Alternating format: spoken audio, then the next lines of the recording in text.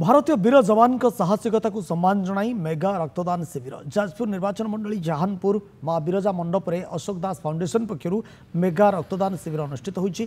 स्वेच्छाकृत रक्तदान शिविर को राज्य बीजेडी उपसभापति तथा जाजपुर पूर्वतन विधायक प्रणव प्रकाश दास मुख्य अतिथि भाव जोगदे आनुष्ठानिक भाव उद्घाटन करते। अवसर में फाउंडेशन सचिव भवप्रसाद दास जोगदे रक्तदाता मान उत्साहित करते। यह कार्यक्रम में जहानपुर समेत निर्वाचन मंडली बहु विजु जनता दल नेता और कर्मी सामिल होई रक्तदान करते। इस शिविर में प्राय 100 यूनिट रक्त संग्रह नहीं आशा रखी।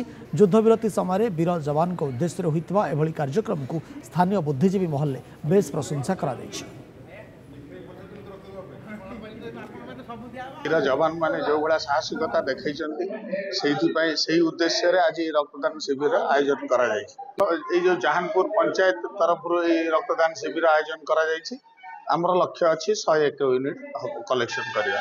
ब्लड डोनेशन काम आरंभ होमर पूर्वतन विधायक प्रणव प्रकाश दास महोदय अशोक दास फाउंडेशन सचिव भवप्रसाद दास समस्त प्रिय लल भाई एक योगदान देती ब्लड डोनेशन कैम्प को उद्घाटन कर लक्ष्य रखाई 100 यूनिट ब्लड करने।